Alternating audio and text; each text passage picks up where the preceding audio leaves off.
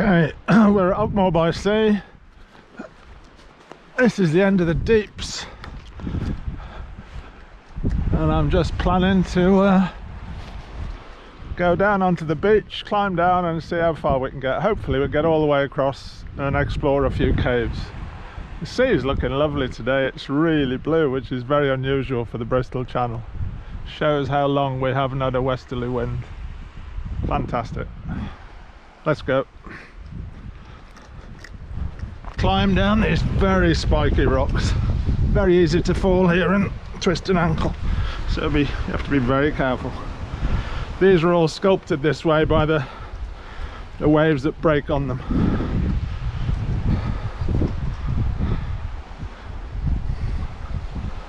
Ooh. I haven't come down here for quite some time, and you sometimes forget the right way down. I think at the moment I've picked the wrong way, but we'll get down okay.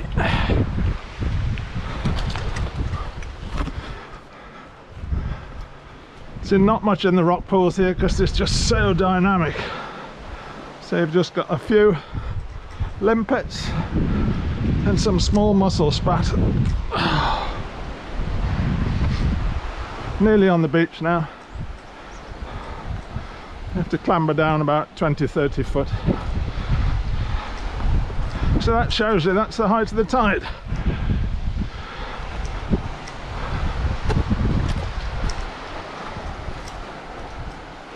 Bristol Channel has the second highest tides in the world. And once you're down here, look at these fantastic formations. Wow! For photography, it's just absolutely fantastic. You can spend days down here just exploring every one of these little inlets. They're just wonderful. But if I'm making one way across the Southerndown, sadly, much as I would like to, I'm not going to have time to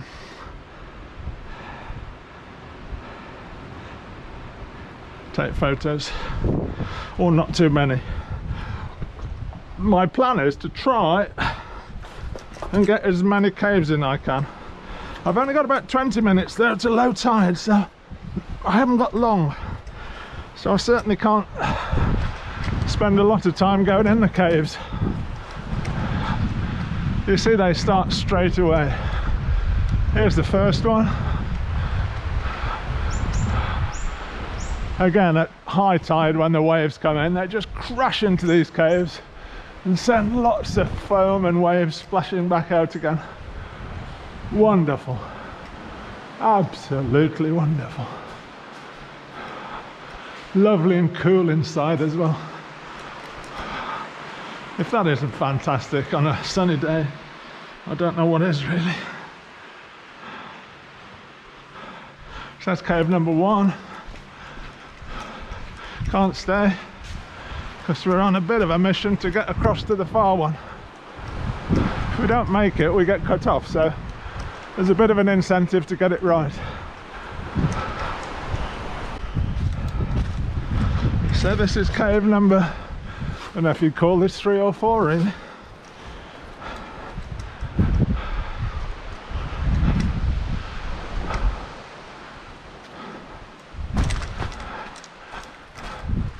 This one looks hopeful.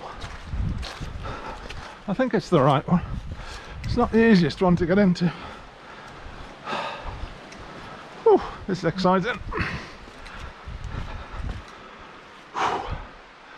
Yeah, I think this is the one. It looks nothing from here. It's only when you get inside you realise what a fantastic shape it is. So I'm deliberately trying not to walk on the sand, so I don't spoil the photographic opportunities. Wow, fantastic. It's like going down the throat of a whale or something. Warm, wet, humid. Fantastic. I don't know how this is picking up on the GoPro, but it's totally magnificent. It does feel like one of those cameras that people swallow to look at the internal tracts. Wow. Look at these rocks as well that have been totally pounded smooth by the waves. 6 hours time, the sea will fill this up totally. There's no air or anything. So we're right at the back now. And if you just look out, is that fantastic? Absolutely wonderful. It's one of my favourites on the coast. It's not a big cave and it's very constricted, but just has such a wonderful shape. So I'm going to have to stop now and try and get a photograph, because I have bought the SLR. The only problem is, ideally I don't want to set the tripod up because that will take time, but may have no option. Let's see if we can do it without.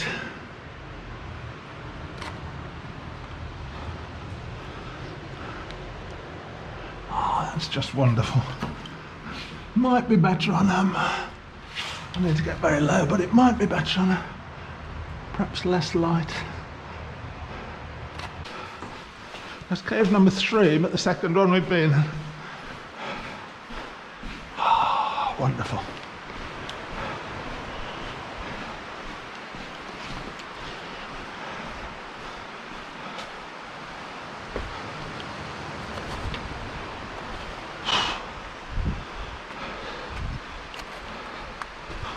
From now on, for the next sort of quarter of a mile,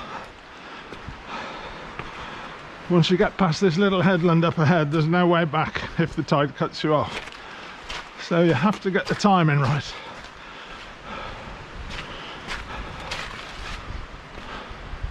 Wow, that is just absolutely majestic. The next cave, and one of the most beautiful ones, is coming up just after this little bay, which is one of my favourites. It's funny, everything is my favourite, I realise that, but it's true.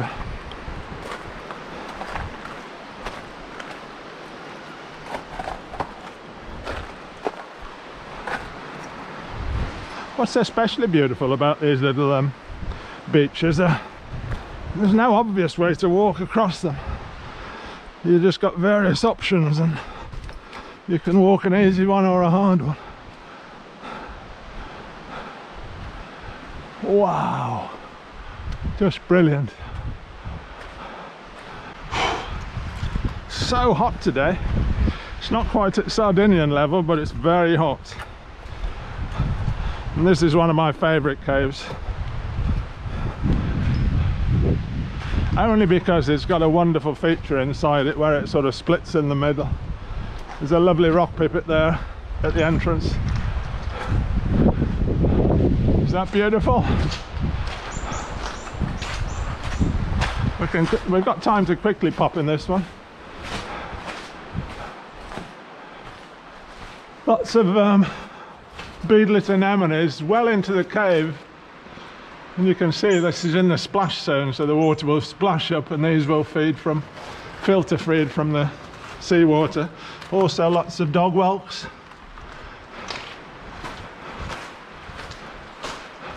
Now this is the next cave, and the thing I love about it is this, well, it's got like a skull at the entrance, this one here, which looks quite imposing, especially with its sort of purple and green colouring. So that's the first pretty amazing thing. But the other beautiful thing is, as you get in it, you go to the back, which sometimes necessitates getting wet feet, but I always think when I'm going into these caves, what if there's a body at the back? And you can always see in this middle section is pierced with lots of holes, so the light just streams through. It's a magical experience. Nothing like the caves we went to in Sardinia, which are caused by rainwater percolating through. This is caused by seawater acting on cracks. So it's just slow erosion. But you end up with these wonderful sculpted sides which the light just sort of bounces off from side to side. It's magical, absolutely magical. So you'll see just a magical cave. One of my favourites. Not a place you'd want to get cut off, mind any of these. You wouldn't have a chance. Well, you've only got a chance in the last one I'm going to, because that has got a blowhole that goes up to the common 150 foot above, so you've got a chance with that one if you could climb up the blowhole. So this is the next cave. Next we go to a lovely big one that's quite shallow roof, but we have to clamber around some not easy rocks to get there.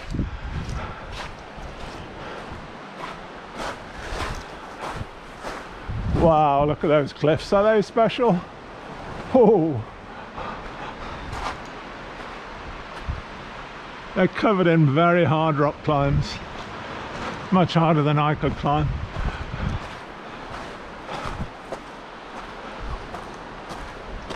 It's probably low tide now, so from now on the tide will start to come in, but it won't come in quickly. The first hour it doesn't do a lot, so there's no point me rushing. If you try and rush on this stuff, you're going to get a broken ankle, that's for sure.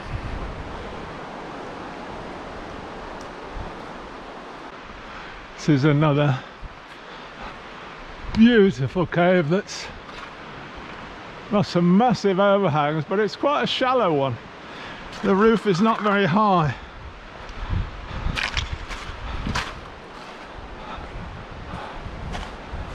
But it's quite a dramatic one because it's got these massive cliffs above it.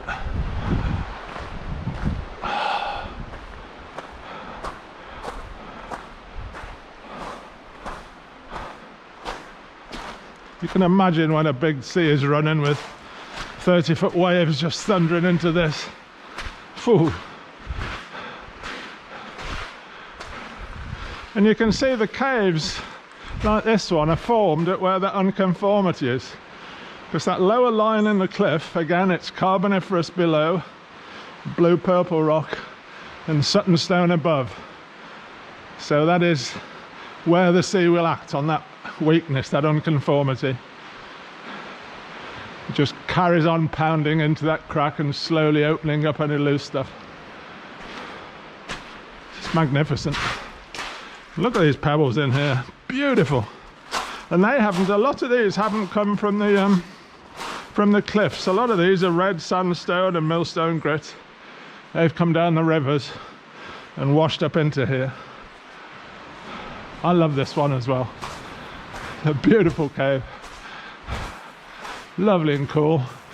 And all these caves, you can't see it here, but they have amazing colours on them. Purples, reds, greens. It's only if you take a really long exposure and look at the photograph afterwards, you suddenly realise the colour saturation in here is phenomenal. As I say, I'm not going to take a lot of photographs today because it's important to keep moving with it. And I don't know why, but these little patches here remind me of liver. When you get that funny effect in liver, those different colours. It's probably just me and my hang-up from school days having liver on for school dinners. But isn't that fantastic? Caused by minerals, different coloured minerals.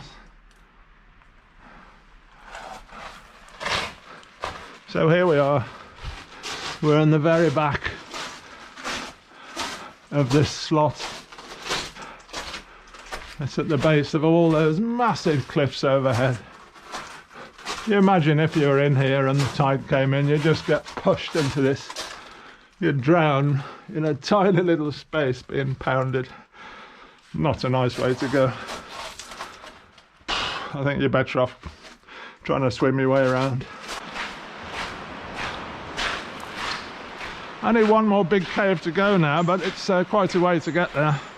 And if I can find it, there's a wonderful piece of marine history on the way. So I'm hoping I'll be able to find it. Wow, fantastic.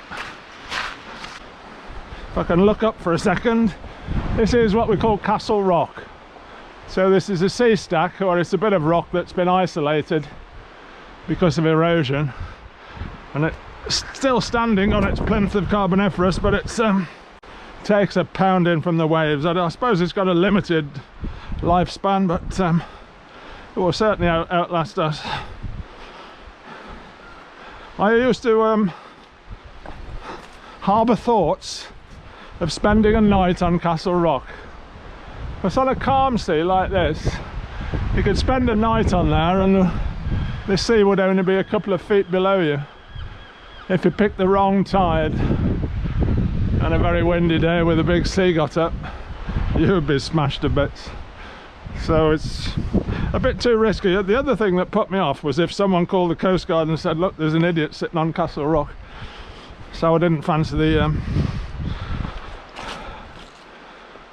the resultant criticism in the papers. Again, look at the up tilt in the Carboniferous.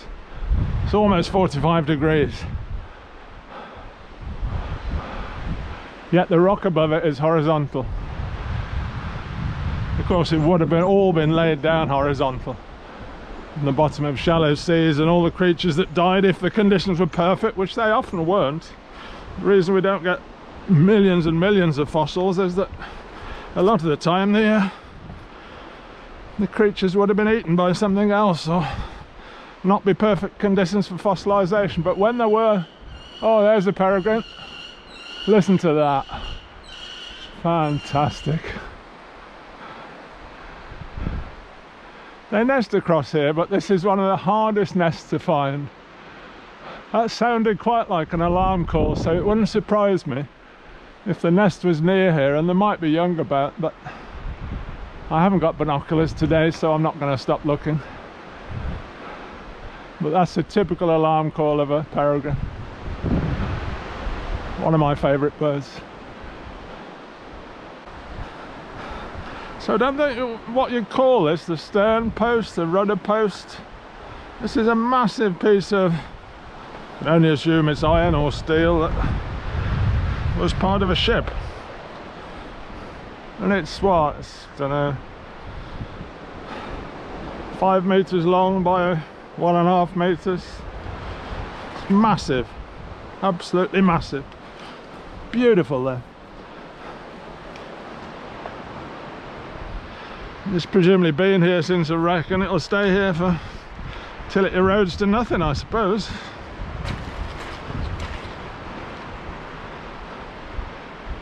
For quite a few years I did think about trying to take it back to the centre just as an interesting item, but how you would ever get it off the beach, I'll never know. So that's where we've come from, the deeps at Ogmore. Tide is beautiful and low now. Got no danger of being cut off because this is the last pinch point.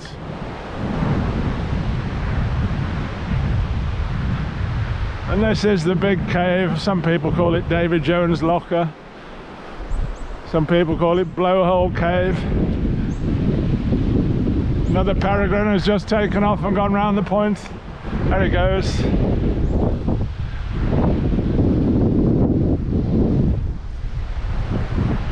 We once had an epic rescue of a sheep in here, and it was stuck upon those ledges in the small sort of inlet on the left there, and it sat out at tide on those ledges, a little lamb, and we had to climb up the cliff and bring it back down again. Hard to believe. I can't believe it ever survived in the on that high ledge. There's also a climb that goes over that crack that goes right through the roof, and it's called Davy Jones's locker. But this is the entrance to the cave, a beautiful cave. And there's a massive blowhole that goes to the top of the cliffs from this one, and at high tide on a big sea the air just gets forced out of the blowhole. And in Victorian times they used to throw the hat on top of the hole, and the next wind would just blow the hat up in the air, the next gust of wave. It's a dramatic sight on a big sea with a high tide. I did try once to go down it, but I can't fit through the gap at the top because we have dropped a rope down, and the rope goes all the way to the bottom, 150-foot rope, so it's a hole that goes all the way through. Whether there are caves leading off it, I don't know, but it's possible.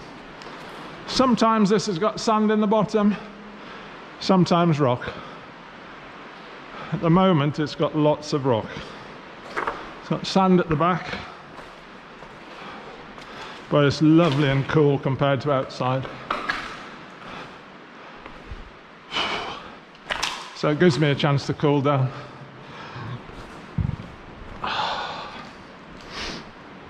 Ah, lovely.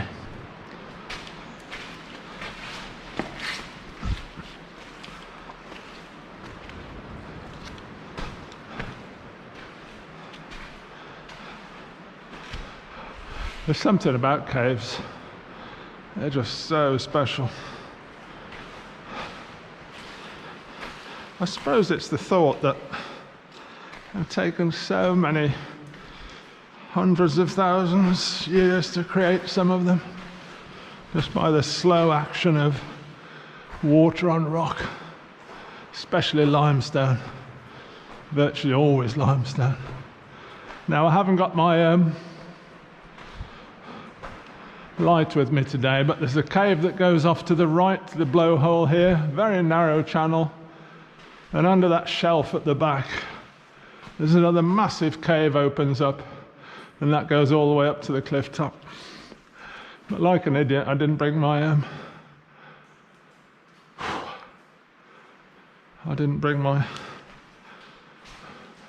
torch.